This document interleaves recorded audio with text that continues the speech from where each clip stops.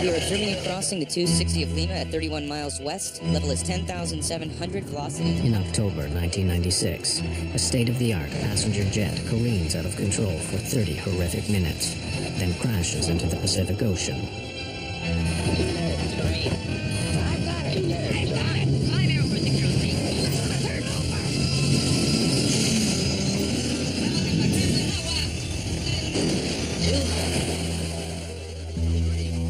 At the time, no one understands how this could happen.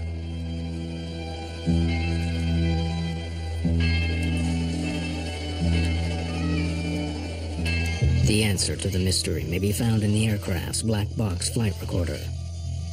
The story investigators uncover is how a simple human error set off a chain of events that ended in tragedy.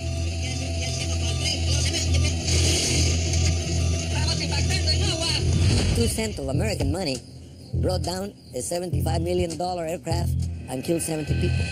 This kind of a problem that they faced that night was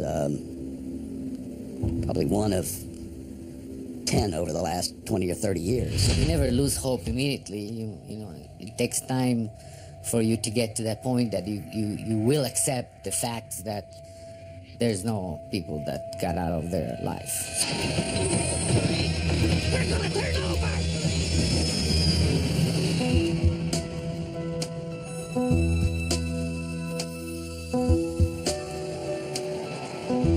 Lima, Peru. Jorge Chavez International Airport. Aero Peru Flight 603 prepares for takeoff for Santiago, Chile. The plane is a 4-year-old Boeing 757, a state-of-the-art passenger carrier known for its reliability and safety.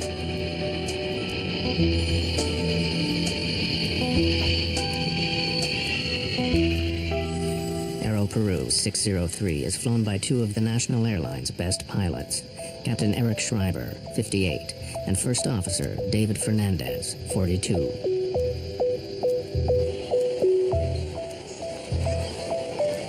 "61 passengers and 9 crew members are aboard.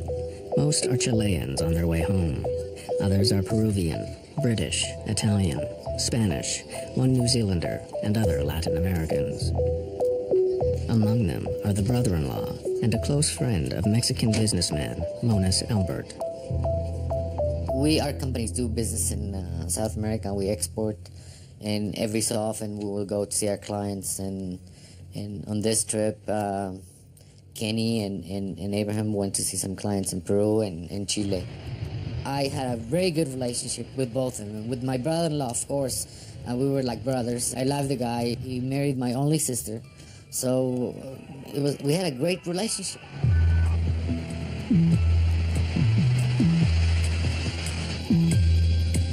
Checklists are complete. First Officer Fernandez hails the tower. Lima Tower, Aero Peru 603, runway 15, ready for takeoff. Aero Peru 603, use noise abatement. wind calm, ready for takeoff on runway 15. 1515, transponder. Flaps 15, takeoff briefing complete. The captain makes a joke about their precision. See how accurate we are? Not even Swiss. Rolling. The Aero Peru 757 is among a new generation of computer-controlled aircraft in which pilots are trained to rely on a central data system designed to reduce errors, both mechanical and human.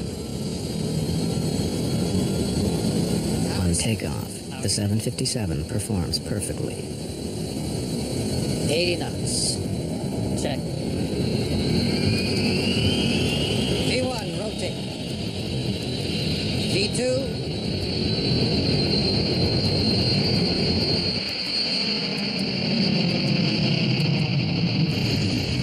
Gear up.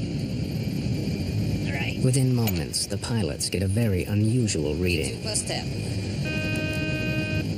The altimeters are stuck. The altimeter indicates the height of the aircraft off the ground. It reads 0, though they were obviously flying. The altimeters have stuck. Yeah, All of them. this is really new. Keep V2 plus 10. The 757 is equipped with 3 altimeters, 1 for pilot, 1 for co-pilot, 1 backup. All 3 are dead. Then they lose another crucial instrument, the airspeed indicator. The speed. Eh? The speed. What's going on? We're not climbing. I am climbing, but the speed. Hold it. Maintain speed. Aero Peru 603 leaves the lights of Lima out toward the Pacific Ocean. With no airspeed or altitude instruments, the pilots are now flying blind. The air traffic controller in Lima maintains contact with the plane, noting its altitude and course. He does not hear when the pilots get a new, minor warning that they must adjust the rudder which steers the aircraft left and right. 603. We are descending. Rudder ratio. That's strange. Turn to the right. Alan McLeod is a veteran Air Canada pilot. They got a rudder ratio warning, which consists of an amber light that would come flashing on there with a little beeping horn and a message on this engine crew alerting system saying rudder ratio. That's just a system that reduces the amount of rudder the airplane has that can be used as the airplane accelerates and goes faster and faster. Because it was sensing wrong or improper information, it sensed a fault, so it gave a warning to the crew. The erratic warnings are being generated by the plane's central computer, but the pilots cannot understand why. Then, the dead altimeters spring to life. Climb, climb, climb, climb. I am. Climb, you're going down, David. I am up, but the speed. Yeah, but it's stuck. Mach trim, rudder ratio. Climb, climb, climb, climb, climb. Set heading 100. Well, now you're... It's okay on this heading. Set the climb thrust. Center autopilot in command. Suddenly, altitude readings return to normal, but each passing moment takes them further into the dark night.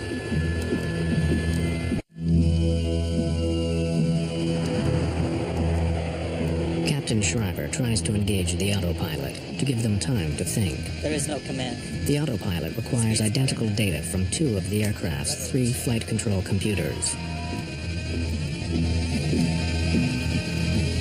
But Schreiber's instrument readings are so different from those of Fernandez, the autopilot disengages. Then another alert. Mach trim, Mach trim. Mach trim indicates that the plane is not flying in a level position, yet the 757 is flying normally. Let's go to basic instruments. Everything's going to hell. Mach speed trim is a system that trims the airplane. It changes the angle of the horizontal stabilizer in the back end of the airplane, and that has to be changed as the airplane accelerates to a higher speed. It was getting false indications, so they got a warning that they had an overspeed, which of course they didn't. That warning would consist of, again, the master caution and a master warning, which is a red light associated with an oral warning as well. Despite confusing warnings and no autopilot, the aircraft is controllable.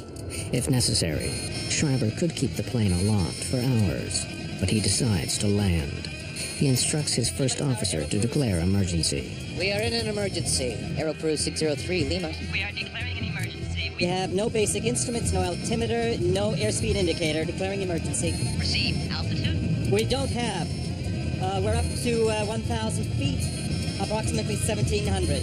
603. Confirm if possible if you can change your frequency to 119.7 to make sure you can receive radar instructions. Just 60 kilometers from Lima, the pilots of Aero Peru Flight 603 are flying without instruments, hoping the tower can help bring them down alive.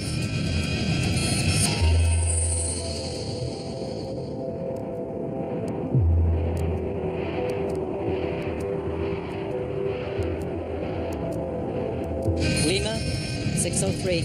Aero Peru 603, Lima. We request vectors for ILS. They seek the runway with the help of a guidance transmitter called the Instrument Landing System, or ILS. The ILS provides information on their course, while altitude information comes from the aircraft's transponder.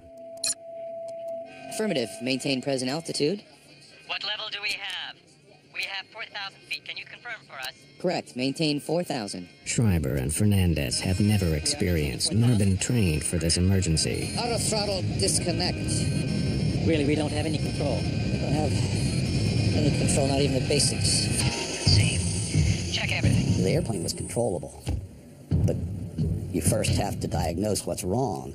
And it's very easy for 20/20 hindsight, sitting here in a chair on a nice sunny day, to say, this is what he should have done. But in the cold, dark night, with bells and whistles going off, it's very difficult to analyze conflicting information that you're getting. This kind of a problem that they faced that night was probably one of 10 over the last 20 or 30 years that has been similar to this.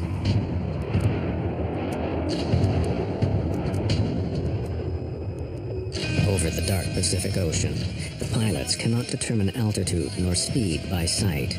They request that the tower help guide them in. Responding. Airspeed is 0. All speeds. Right. Can you give us the airspeed, please, if you have us on the radar? Yes, affirmative. As of 10 seconds. It seems that you're climbing at level 6,000 at 22 miles south on heading 195. The air traffic controller's computers calculate a correct airspeed by measuring the plane's movement over the ground. Okay, we have that. We're on heading 190, and we have 7,000 feet on the altimeter. Yes, correct. You are now reaching 7,000. But neither the pilots nor the air traffic controller know that the altitude indicated on the scope is incorrect. It is coming from the plane's erratic computer.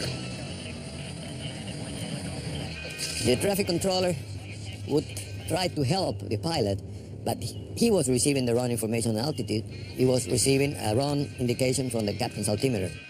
The reason the air traffic control system was transmitting improper altitude readout information to the airplane was because the airplane's altimeter, through the air data computer, would send the indicated altitude that the airplane was experiencing down to the radar unit, and of course it was incorrect. And they would read it off their readout down in the air traffic control center and transmit it back to the pilots, and of course it was incorrect because they were getting incorrect information to begin with. Investigators would later discover that Aero Peru 603 was drifting downward, while the altimeters showed them at a near constant 10,000 feet. And the passengers are as yet unaware of the drama unfolding in the cockpit. avoid large or abrupt radar inputs. If normal left hydraulic system pressure available. 5 minutes after takeoff, Captain Schreiber orders Fernandez to scan the flight manual for some explanation of the warnings. Yes, crosswind. Do not attempt an auto land. In Lima, the air traffic controller continues to guide Aero Peru 603 back to the ground. Aero Peru 603, we are observing you now at level 9,200. What is your heading now? We're heading level 205. Affirmative. You are turning slowly to the right, correct? No, we are maintaining course to stay away from the coast. With incorrect altitude information being transmitted from the aircraft to the tower, they do not know that the plane is descending. Your distance is 30 miles. Do you want a heading to proceed to the localizer, correct? Correct. We're going to suggest course north 360. 360. We have problems here reading the instruments. You're going to have to help me with altitudes and airspeeds. If it is possible. Okay, received. Let's go. The approach is set. The 757's computers send critical warnings, information that the pilots are trained to obey, but cannot trust. Let's try to make a descent on this heading. It's climbing. The airspeed plummets to below stall speed, and then races up again. Let's go down to 10,000 feet. Why does the speed go away so fast? Could it be the real speed? That's what worries me. No, I don't think so. Can you verify our speed, please? 320 is indicated. We have 350, but The engines are on idle, but we keep accelerating and accelerating. Okay, received. Nerves are now stretched tight. you can imagine the pilots, they're flying there. They don't have a true indication of the speed. They're obviously trying to fly the airplane and changing the attitude up and down. That in itself will change an indication of airspeed, although it was incorrect. Both pilots were really confused. They didn't know what to do. They didn't know how to act. And they did unhuman efforts to save the aircraft. But, I mean, they were really tired and of all the work and all the confusion and all the alarms. Fernandez suggests that they try the speed brakes used to rapidly slow the aircraft. Extend the speed brakes. For a moment, it appears to be working. Then, another warning. All three indicators are fine on speed. Fine on overspeed. Overspeed means the plane is flying too fast. The pilots cannot believe it, but the warning adds to their confusion. They are forced to choose, speed up or slow down. The lives of 70 people are in their hands.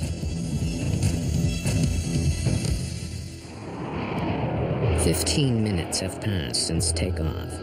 Then the computerized brain of Aero Peru Flight 603 sends another burst of contradictory warnings. Rudder ratio. Can't be, nothing's disconnecting. All engine instruments are okay. What can a real speed be? The speed indications are okay. Lima Tower provides their only chance of survival. We are observing you crossing the 260 of Lima at 31 miles west. Level is 10,700. Velocity is approximately 280 over the ground. Perfect. The controller's altitude reading is incorrect. Junk information being generated by the 757's computers and radioed to the tower. Overspeed. The brakes are on, but now another overspeed warning. Then the stall warning sounds. Let's descend. Can't be over speed. We're still flying. They got a stall warning that the airplane is falling out of the sky. At the same time, they got overspeed warning. Impossible to have two contradictory alarms. Either you're stalling or either you're having an overspeed. So that created more confusion.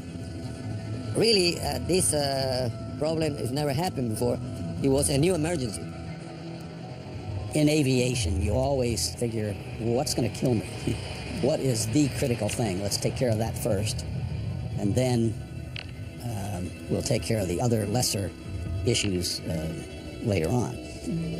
When you get a stall warning or when you get an overspeed indication, you need to pay attention to those immediately. In this case, they were getting both a stall warning and an overspeed. Well, which is right?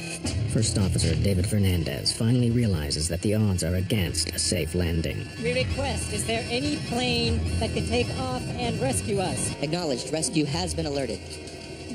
Any plane in the area to guide us. An Aero Peru that may be in the area. Anybody. No, don't say anything like that. Yes, because right now we are in a stall.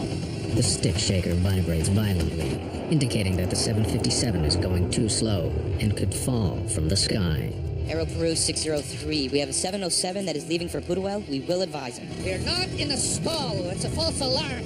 Schreiber's airspeed indicator reads 350 knots, well above stall speed. No, we have stick shaker. It has to be. But even with speed brakes and everything, we're maintaining 9,500 feet. Why aren't we getting the same reading? When the airplane is slowed up to a point in the air that it can no longer sustain itself in flight, it stalls. The wing stalls or stops flying. There's a warning system built into the airplane that tells the pilots when that's happening. It's known as a stick shaker, along with a voice warning, which we just heard. When the stick shaker goes off because the airplane is slowed down too much, you get a warning like this, where the control column is shaking and vibrating, along with a voice warning saying that the airplane is stalling, and of course the pilots would go into the aircraft stall recovery procedure at that point. In the battle between man and machine, the deranged 757 is winning. The pilots have no sense of where they are or how high. They have gradually been descending, now to just 300 meters over the sea. Lima Tower, misguided by Aero Peru 603's incorrect transponder, reassures the pilots that they are at 10,000 feet. Aero Peru 603, you are now flying on course 120. We observe you to be at level 10,000. Your speed is approximately 220 and a distance from Lima of 33 miles to the northwest. The 707 will be ready in 15 minutes to fly west to help you. The pilots have failed in their attempt at a landing. The best hope now is that another aircraft can get airborne and guide the 757 back to the airport. To have another aircraft come alongside and formate, or you formate on it, would have been one way of recovering from this abnormal situation. However, we must remember that the flight was at night and darkness. The pilots may or may not have had any formation flying training, but that would have been one way to resolve the problem quite well, actually. Terrain. Too low terrain. What's happening? Too low terrain. Now the pilots receive the most terrifying warning of all. It is called the ground proximity alarm, meaning a collision with the Earth is imminent. Still, the tower tells them they are at 10,000 feet.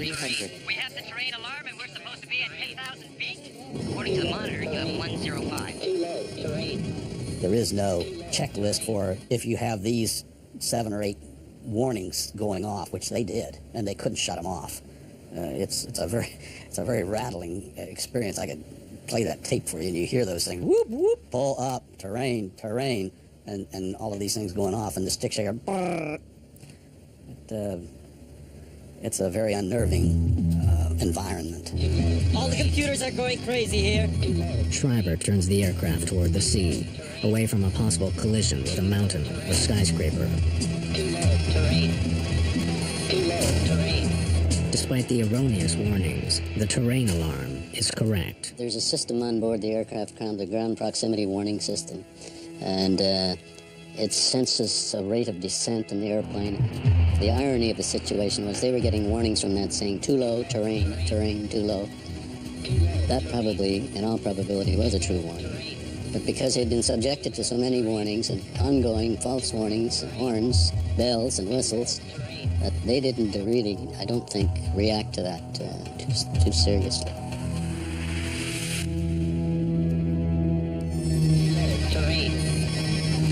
Are we going down now? We have 370 knots. Are we descending now? We're showing the same speed. You have 200 knots Speed approximately. Speed 200 knots. 220 ground speed, reducing speed slightly. The pilots are stunned. 200 knots is precariously close to a stall speed. Damn, we're gonna stall right now. Let's go up. Let's see. Let's go up here. 2 Peruvian men grapple with a deadly situation. A computer that warns them of flying too fast, too slow, and too low all at once.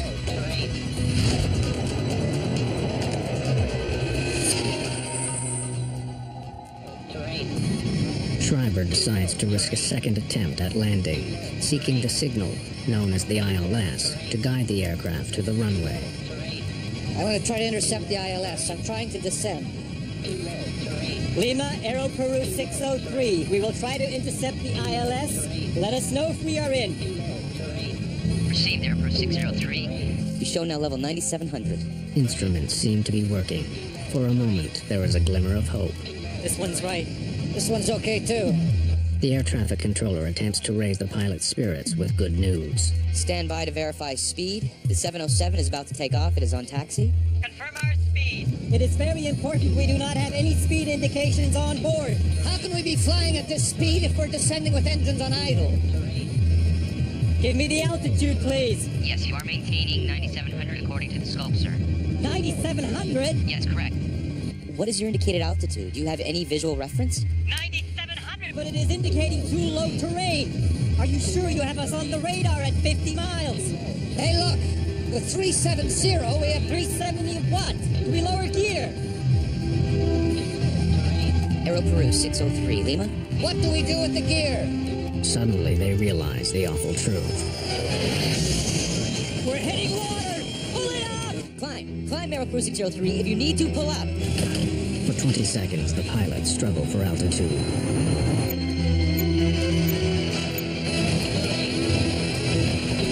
I've got it! We're gonna turn over!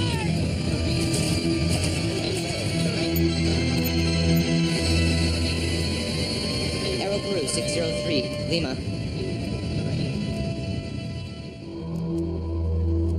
Aero Peru 603, Lima.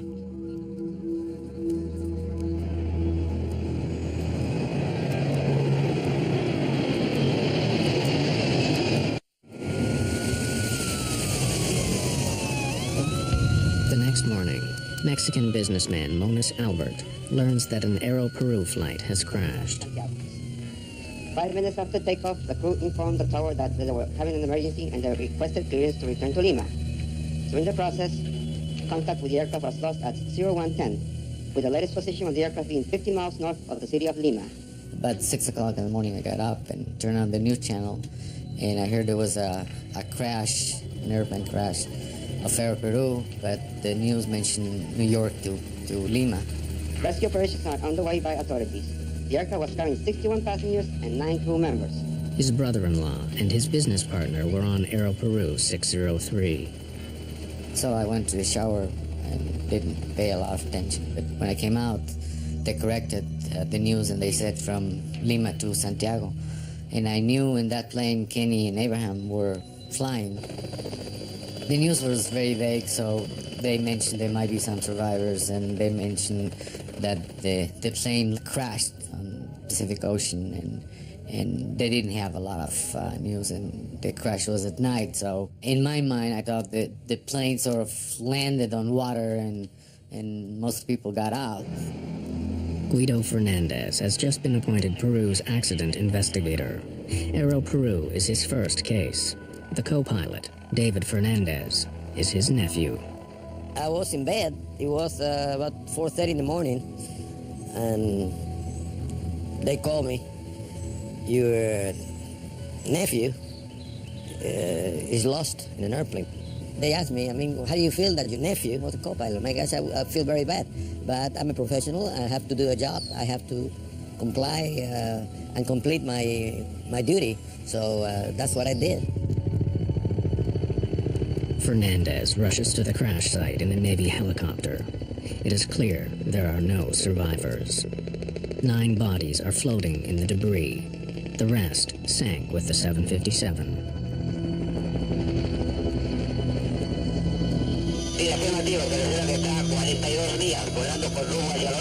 Fernandez puts thoughts of his nephew out of his mind.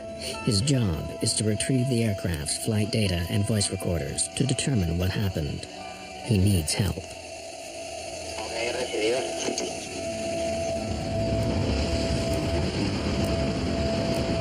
Fernandez contacts the National Transportation Safety Board in Washington, D.C., one of the world's leading agencies for air accident investigation. They had found the aircraft. It was pretty well documented by radar. The Navy, the Peruvian Navy, had gotten a fix on the flotsam and the wreckage in the ocean. And the only thing left to do was find it on the bottom of the ocean, which they did not have the facilities for. Rodriguez flies to Lima to join Guido Fernandez in his effort to find answers. I found out that his nephew was the first officer. I suggested that perhaps they should consider removing Captain Fernandez from the investigation because of emotional involvement and what have you. The American investigator's concerns soon vanish. He was very objective, I would say, an excellent investigator, considering that it was, and not a distant nephew. It was his very close relative. He did an outstanding job. The black box in the Boeing 757 can emit a locator beacon for 30 days. The U.S. Navy provides underwater remote-operated vehicles to survey the debris field, seeking the black boxes. It is clear to the veteran investigator Rodriguez that the plane went down in one piece. I've done in-flight breakups that were spread over 15, 16 miles and maybe 1.5 miles wide, which tells you instantly that just what you know of looking at the wreckage, that this thing didn't hit in one piece. It clearly was disintegrating as it was crashing. But in this case, it was a fairly tight debris field, and so obviously it hit at high speed and was fairly closely knit wreckage pattern. The data recorders are retrieved from the 757. Brought to the surface, the boxes are placed in coolers full of fresh water to keep them from oxidizing. They are swept back to Washington for analysis at the NTSB.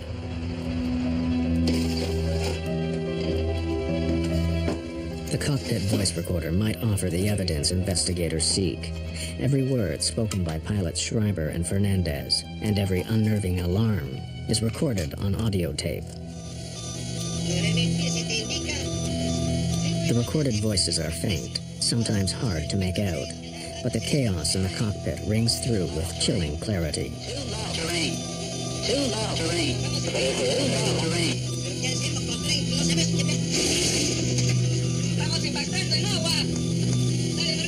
The tape is digitized into a computer, filtered and enhanced.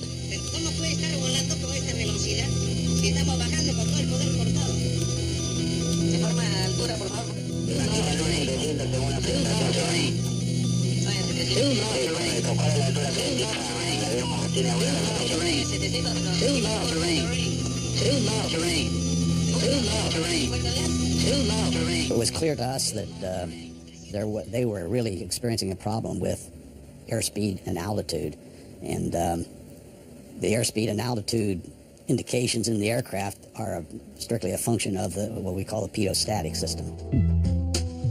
The pitot-static system is found on all aircraft, large or small. External ports measure outside air pressure to provide data on altitude and speed. If these ports are obstructed, the plane's computers generate false warnings. But why these ports would be blocked is a mystery. Robotic vehicles are deployed to find the missing piece of the puzzle. Investigators are stunned to discover that Captain Schreiber's static port is completely blocked with tape. Just before Aero Peru 603 lifted off from Lima, maintenance workers cleaned the aircraft. A worker covered the static ports with tape to protect them. This is standard procedure, but he forgot to remove the tape. It was a small oversight with catastrophic results. The taping was never removed, and when the airplane departed and started to fly, nothing but trapped static sea level air pressure was sensed by those instruments. And as a matter of fact, the airplane was climbing up in thinner air, and the information presented on the instruments and to the air data computer was false, which generated just totally non-normal readings. The inspector who was supposed to quality check his work did not do it. And the supervisor out on the line that night was not there. He was sick, and there was a regular mechanic who was filling that role. He did not see it. And the captain or the pilot, in this case the captain, did the pre-flight. They do a walk around looking for just that kind of thing. The captain did the pre-flight that night, and he did not detect it either. A little piece of paper with glue caused an accident. But the paper and the glue are not to blame. Humans are to blame, because humans use that tape in the wrong place for the wrong purpose.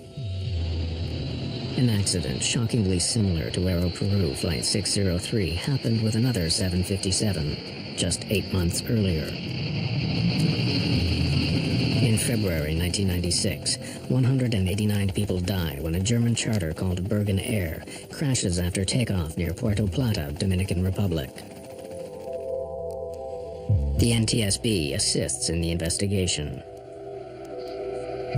The survey of the wreckage reveals that one pitot tube, the other critical part of the pitot-static system, is blocked.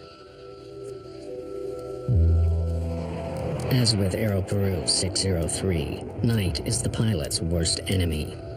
The Bergen Air pilot flips the plane upside down before crashing into the sea.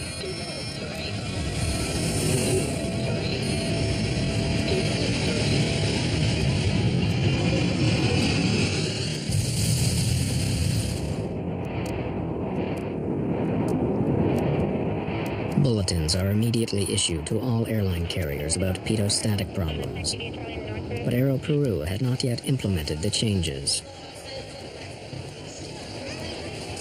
The bulletins and the, let's call it the fruits of the Dominican Republic investigation of Bergen Air had not yet reached Aero Peru at the time this accident occurred. The Peruvian government very correctly made a point of that in their report on the accident, saying that they should have given more impetus to those recommendations to get them out to the industry quicker. 9,700, but it is indicating too low terrain. Even if Schreiber and Fernandez had known about Bergen Air, it may not have helped them survive given the high pressure of their situation. What? We lower gear. It's easy to sit here in the 757 cockpit and play the Monday morning quarterback. Having heard the bells and the overspeed warnings, the ground proximity warning, the stall warning, it's very easy to do that and sit here and say what I would have done being an experienced pilot. But to put yourself into the position of those two pilots that night, they were in an extremely difficult situation to fly that airplane and recover from that experience.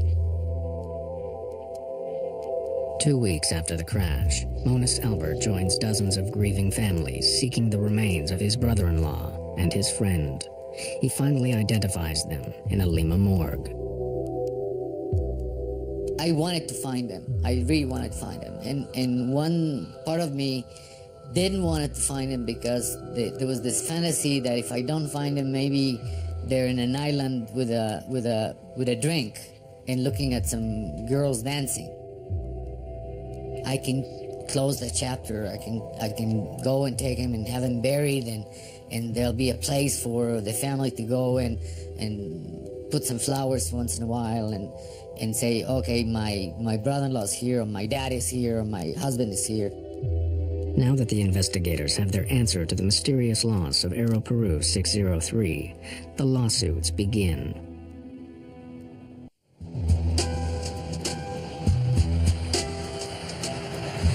In November 1996, a Miami lawyer takes the case on behalf of 41 passengers and crew, arguing that Boeing is liable for the accident. Boeing has to foresee the misuse of their product. In other words, a manufacturer of a product is legally liable for the foreseeable misuse of their product, if it can be corrected. In other words, Boeing builds the airplane with a potential hazard in it. That hazard is that in order to clean the airplane, you have to cover the static port. And if you don't take it off, the airplane can crash. I wanted them back. And since I couldn't get them back, at least I wanted the wives of the victims to get compensated. How much is that worth? I don't know. I didn't know. Abraham had 3 daughters, and now they don't have a father. So what is the compensation? The best compensation, if can be done, is get them back. Give them life back again. But because that is not possible, then the other possibility is to get a monetary compensation. And then you fight for the best compensation you can get. Boeing argues that Aero Peru is at fault, not at 757. An Aero Peru worker forgot to remove tape from over the static port, which is marked with clear warnings. Boeing also blames Captain Eric Schreiber. It was his job to visually inspect the aircraft before taking off. But investigator Richard Rodriguez can understand how Schreiber overlooked the tape on the static port. One of the reasons is it's very high. It's about maybe 15, 17 feet up in the air. And at night with a flashlight, and this happened to be duct tape, which you're not supposed to use. They specify the tape, and it was duct tape, which is silver. So it would not distinguish itself against the background of the fuselage of the aircraft. So basically 3 or 4 people failed to detect the tape on the aircraft prior to departure.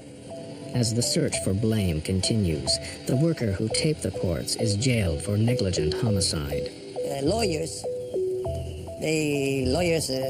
sometimes they confuse matters, and they send a guy and ask people questions and ask questions, and the one that stuck the tape was the painter. It was the lowest cultured and the one that knew less about what could happen. And the judge resolved that he was the one responsible, and he was in jail. Schreiber and Fernandez are also scrutinized. Veteran pilot Alan McLeod believes that in their situation, he would not have attempted to land. He would have continued to fly for as long as he could, with the plane angled upward slightly and the speed set just above cruise. Experience has shown that if you don't fly the airplane when you're experiencing an abnormal situation, and they certainly were, you must fly the airplane. Just concentrate on flying the airplane and get the airplane under control, first and foremost. Are we going down now? We have 370 knots. If you don't do that, the airplane's going to bite you, and you're going to end up in more serious situations. So I would fly the airplane make sure I was able to fly it safely, if only by using the attitude direction indicator and normal power settings that I was familiar with, and then eventually work my way back and get it on the ground.